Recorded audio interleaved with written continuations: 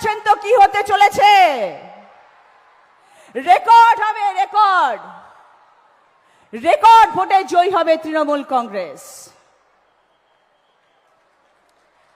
আবার আসছেন আমাদের মুখ্যমন্ত্রী মমতা বন্দ্যোপাধ্যায়, দিদি আমাদের নেত্রী, অভিষেক বন্দ্যোপাধ্যায় আমাদের নেতা, তৃণমূল কংগ্রেস আমাদের কর্মী, আর আপনারা হচ্ছেন আমাদের ভগবান, আমাদের স্তম্ভ, আমাদের শক্তি।